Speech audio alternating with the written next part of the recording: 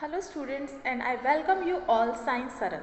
तो आज हम एक बहुत ही छोटा लेकिन बहुत ही मोटा टॉपिक डिस्कस करने वाले हैं जहाँ से अक्सर आपके क्वेश्चंस आते हैं और उस टॉपिक को अंडरस्टैंड करना बहुत ज़रूरी है because it is directly related with cell biology branch. तो जब जब आप सेल के बारे में पढ़ेंगे आप हमेशा पढ़ते हैं प्रोकैरियोटिक सेल्स के बारे में, क्योंकि वही सेल्स हैं जो सबसे पहले इवॉल्व हुई।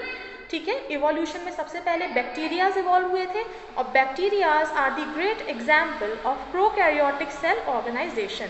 दे are unicellular, they are microscopic as well and have the prokaryotic kinds of machinery। ठीक, तो आज हम बेसिकली पढ़ने वाले हैं कि एक प्रिमिटिव सेल यानी बैक्टीरियल सेल में क्या चीज़ें होती हैं जो यूनिक हैं और क्या नहीं होता जिसकी वजह से वो यूकैरियोटिक सेल में काउंट नहीं होती। तो आई होप आपको आज की क्लास बहुत ही यूज़फुल रहेगी, आपके लिए आपको सेशन पसंद आएगा। तो सबसे पहले हम सेल की हिस्ट्री के बारे में थोड़ा बात कर लेते हैं, ज़्यादा नहीं, मैं आपको सिर्फ 4 डेट्स लिखवाने वाली हूँ। ठीक, जो जब भी आप सेल पढ़ते हैं हमेशा पूछा जाता है। ठीक, तो let's start our today's topic which is a bacterial cell, the structure of bacterial cell. But उससे पहले आज हम थोड़ा हिस्ट्री में जाएंगे। ठीक, तो 1665, ठीक, ये वो साल था जब सेल के बारे में बात हुई। कैसे? रॉबर्ट हुक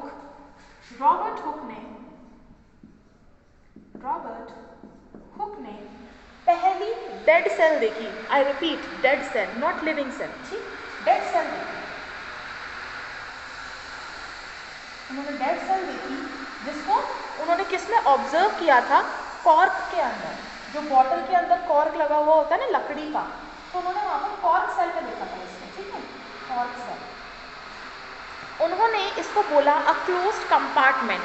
ठीक, एक क्लोज्ड कंपार्टमेंट कहा इसको, और आप इसको सेल वॉल भी कह सकते हैं। ठीक है, क्यों? क्योंकि उन्होंने सिर्फ एक हनीकॉम्ब लाइक स्ट्रक्चर देखा था, इस तरीके से उन्होंने कुछ देखा था जिसको उन्होंने अ क्लोज्ड कंपार्टमेंट बोला या सेल बोला। ठीक है, ऐसे करके बोला था। तो बेसिकली ये बाउंड्रीज है सेल की। ठीक है, ये सेल की बाउंड्रीज है जिसको हम सेल वॉल कहते हैं। तो ल्यूवेनहॉक ने डेड सेल देखी थी और उसमें भी क्या देखा था? सेल वॉल देखा था। ठीक, and cell wall is the characteristic feature of plant cell as you know. ठीक है, तो मैं आपको बीच बीच में कुछ चीज़ें रिवाइज कराती जाऊंगी। ठीक, चलो नेक्स्ट बात करते हैं। It's about 1 second, yes, okay, it's 1674 में पहली जीवित कोशिका देखी गई। ठीक, किसने देखी थी? इट्स ल्यूवेनहॉक, इन्होंने देखी थी। ठीक, living cell, first living cell. Okay, तो पहली जीवित कोशिका ल्यूवेनहॉक ने देखी थी। कब देखी थी? 1674 में। उसके बाद आता है, काफ़ी टाइम तक फिर कोई रिसर्च नहीं हुई। उसके बाद 1838, आफ्टर अ लॉन्ग गैप, ठीक, सेल थ्योरी प्रपोज करी गई। क्या प्रपोज किया गया था? Cell theory. बहुत इंपॉर्टेंट क्वेश्चन है, ये सब पूछा जाता है। ओके, कुछ भी वेस्ट नहीं है, एक एक लाइन इंपॉर्टेंट है इसमें।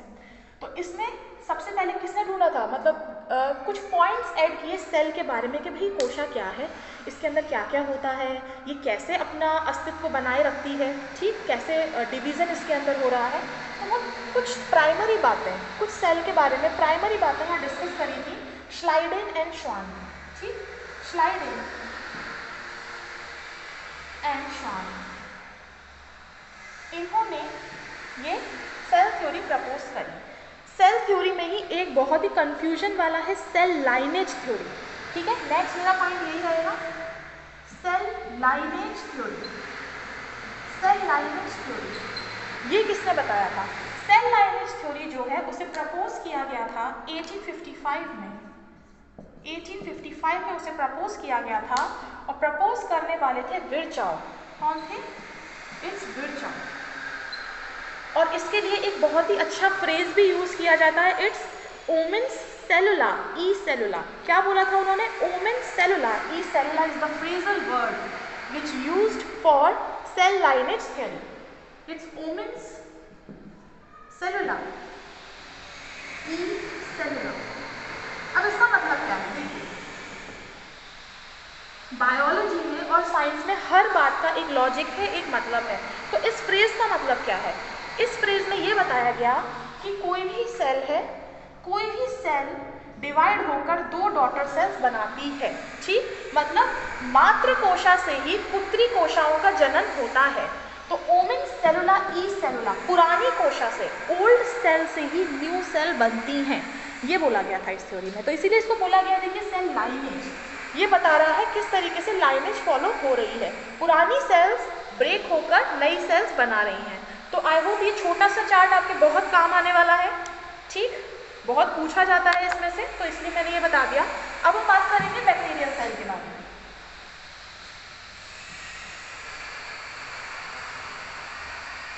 अगर आप सेल बायो पढ़ते हो तो सेल बायो में हर सेल ऑर्गेनली का नाम और उसके डिस्कवरर्स अक्सर पूछ लिए जाते हैं।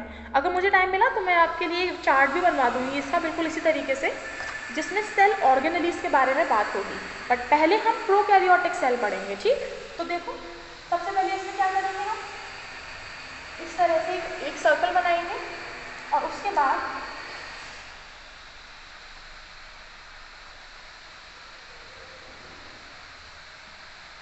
हम यहाँ पर ये सर्कल बनाएंगे। इससे क्या पता चल रहा है, इससे ये पता चल रहा है कि बैक्टीरिया जो है उसमें दो लेयर्स हैं। ठीक, डबल मेम्ब्रेन। इस पहली वाली मेम्ब्रेन को आप सेल वॉल बोलेंगे। ठीक है, क्योंकि बैक्टीरिया में सेल वॉल होती है।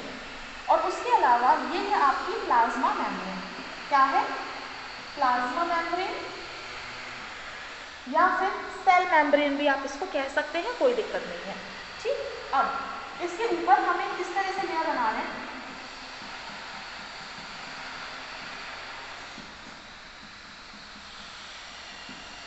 इस लेयर को क्या बोलते हैं? This is the glycocalyx. क्या है? ग्लाइकोकैलिक्स। बहुत यूजफुल है ये भी। इसको यहाँ लिख देते हैं हम। ठीक है, विजिबल रहेगा। ठीक है, इसको लिखेंगे ग्लाइकोकैलिक्स, या फिर इसका दूसरा नाम क्या है? Capsule. Capsule. Is it clear? ठीक, इसके बाद ये जो मैंने स्ट्रक्चर बनाया है, ये जो मेम्ब्रेन का फोल्ड है, इसको बोलते हैं मीसोसोम। क्या बोलते हैं? मीसोसोम। ठीक, अब बैक्टीरिया के अंदर क्या है? देखिए बैक्टीरिया जो है प्रोकैरियोटिक सेल है, बहुत ही सिंपल सेल है। तो बस यहीं से इसमें भी कुछ इस तरीके से डीएनए होता है। ठीक है, और कुछ राइबोसोम्स प्रेजेंट होते हैं। ठीक, ये इसे मैं बना रही हूँ, ये सब राइबोसोम्स हैं जो बैक्टीरिया में मिलते हैं। और कैसे मिलते हैं? 70S kind of ribosomes, 70S type of ribosomes मिलेंगे। तो 70S राइबोसोम्स, क्योंकि 80S आपको यूकैरियोट्स में मिलते हैं। आई रिपीट, 80S आपको यूकैरियोट्स में मिलते हैं। ये शायद विजिबल नहीं है, एक मिनट। इसे दिस इज नॉट विजिबल ना, ओके कोई बात नहीं, हम इसको यहाँ बना देंगे X।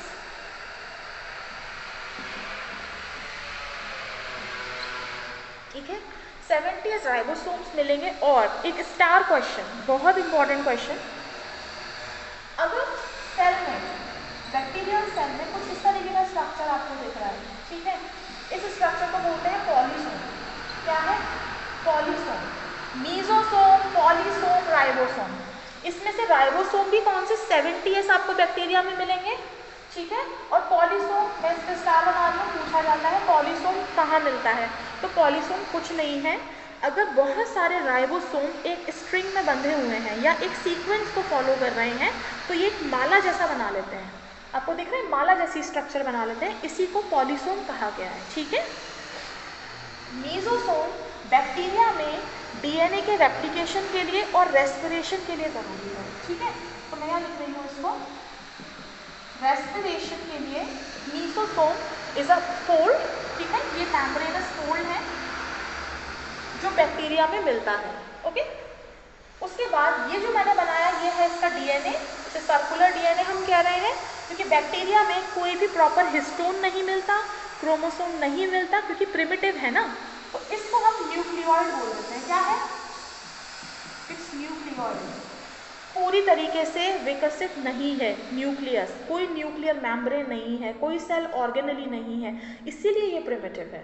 ठीक, तो ये हो गया न्यूक्लियोइड। इस तरह से बना दीजिए, इसमें फ्री घूमता रहता है डीएनए। उसके अलावा यहाँ पर बहुत सारे बैक्टीरियाज में आपको फ्लैजेला देखने को मिलेगा। क्या मिलेगा? फ्लैजेला। तो चलिए फ्लैजेला बना लेते हैं बैक्टीरिया का। यस, देखिए ये है फ्लैजेला। फ्लैजेला कुछ नहीं, एक थ्रेड लाइक स्ट्रक्चर होता है जो बैक्टीरिया को मूवमेंट में, अपने फूड को पकड़ने में हेल्प करता है। ठीक, तो यहाँ पर फ्लैजेला के भी हम 3 पार्ट्स देखेंगे। ठीक है, ये है आपका फ्लैजेलम। एक मिनट, फ्लैजेलम नहीं, इसको बेसल बॉडी लिखिए आप। ये होगा बेसल बॉडी। बेसल बॉडी क्यों कह रही हूँ मैं इसको बेसल बॉडी? क्योंकि ये इट्स अ कनेक्टिव जो कि बैक्टीरिया के फ्लैजेला को घुसाए रखता है आपके प्लाज्मा मेम्ब्रेन में। ठीक है, बाकी ये पूरा पोर्शन फ्री रहता है। बेसल बॉडी के बाद आता है आपका हुक। ठीक है, ये क्या है? हुक। और ये जो पूरा आपको लंबा थ्रेड दिख रहा है ये फ्लैजेला। ठीक, तो ये हो गया फ्लैजेला। इतना आपको समझ में आ गया होगा, ये हमने बना दिया। अब हम कुछ चीज़ें देखेंगे यहाँ पर। कुछ अनयूजुअल स्ट्रक्चर्स भी बैक्टीरियल सेल में मिलते हैं। हो सकता है किसी बैक्टीरिया में बहुत सारे मिलें और हो सकता है किसी में कुछ कम मिलें। तो ऐसे कुछ स्ट्रक्चर्स हैं, ये ऐसे बनाइए और इसके आगे लिखिए पिलाई। क्या है? इट्स पिलाई। पिलाई क्या काम करती है?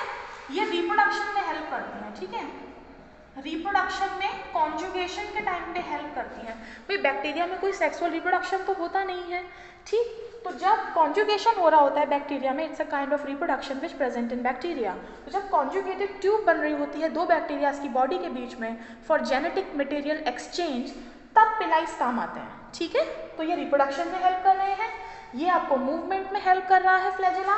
उसके बाद रेस्पिरेशन में मीजोसोम्स हेल्प कर रहे हैं, अगर कोई प्रोटीन चाहिए तो राइबोसोम हेल्प कर रहे हैं। ठीक है, तो it's a proper machinery of a bacteria. अब इसके बाद मुझे थोड़ा सा डिस्कशन करना है एक्चुअली सेल वॉल पर। सीधा सीधा क्वेश्चन आता है कि भाई बैक्टीरिया की जो सेल वॉल है वो किस चीज़ की बनी हुई होती है। ठीक, so your answer will be peptidoglycans. देखिए बैक्टीरिया की बात करें तो बैक्टीरिया की जो सेल वॉल है वो पैप्टिडोग्लाइकन्स की बनी होगी, मैं यहाँ लिखवाऊंगी। अगर फंगस की बात करें, फंगस की जो सेल वॉल है वो काइटिन की बनी हुई होती है। ठीक है, किसकी बनी हुई होती है? काइटिन की। Repeat after me quickly. Fungal cell की जो सेल वॉल है वो काइटिन की बनी हुई होती है। और उसके अलावा प्लांट्स के अंदर जो सेल वॉल होती है वो सेल्यूलोज की बनी हुई होती है। ठीक, तो 3 तरीके की वेराइटीज़ आपको सेल वॉल में देखने को मिलेंगी। और रही बात एनिमल सेल की, एनिमल सेल में सेल वॉल एब्सेंट होती है। तो इसी तरीके से हम सारे कंसेप्ट को एकदम पिन कर करके पूरा रिवाइज करने की कोशिश करेंगे। यहाँ पर मेरी पूरी कोशिश रहेगी सब कुछ मैं आपको रिवाइज करा दूँ। ठीक, चलिए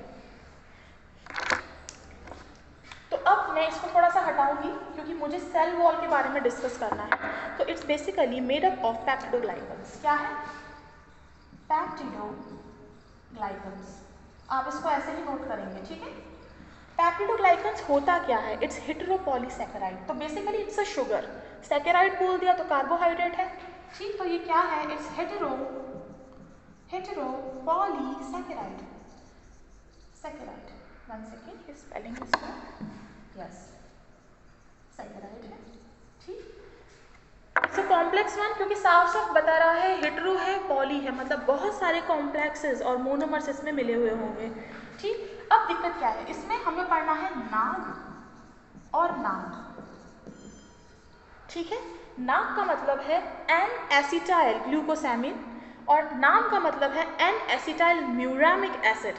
इन्हीं दोनों के कॉम्प्लेक्सेस जो हैं वो इस पूरी सेल वॉल में फंसे हुए रहते हैं। बेसिकली दे आर पैप्टिडोग्लाइकन्स, बट यहाँ पर इनके बीच का जो लिंकेज है वो पूछा जाता है। ठीक, इनके बीच में ये जो बॉन्ड है ये कौन सा बॉन्ड है? तो it is 1,4 beta glycosidic linkage. ठीक, क्या है ये? It's 1,4 beta glycosidic linkage. ठीक, तो नाम और नाम ये आपको याद रखने हैं यहाँ पर, इसीलिए थोड़ा सा एडिशनल इन्फो है जो मैं नोट करा रही हूँ। आई होप आपको विजिबल होगा। ठीक है, ये थोड़ा सा टिल्टेड हो गया है, लेट मी करेक्ट दिस। ठीक, तो नाग एंड नाम सैकेराइड्स के बने हुए हैं ये, और इसको हम कहते हैं 1,4 बीटा ग्लाइकोसिडिक लिंकेज। ठीक, अब आई थिंक विजिबल है।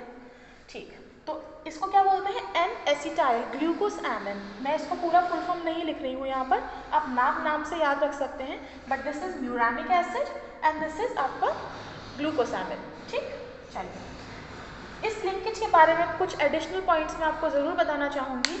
जब भी बैक्टीरियाज, आपने सुना होगा जो सलाइवा है और जो हमारे टीयर्स हैं उनमें एक एंजाइम होता है जिसको हम कहते हैं लाइसोजाइम, राइट।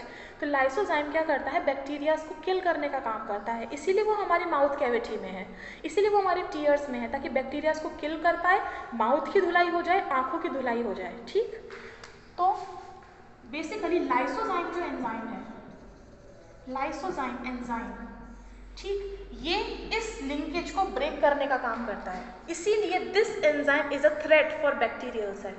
वो उसकी सेल वॉल को खराब कर देता है और बैक्टीरिया को किल कर देता है। और ये कहाँ मिल रहा है, प्रेजेंट इन टीयर्स, आंसुओं में, एंड सलाइवा। सलाइवा का मतलब जो भी आपके मुंह में सिक्रीशंस हो रहे हैं, ठीक, जिसे आप लार कह देते हैं, वो है सलाइवा।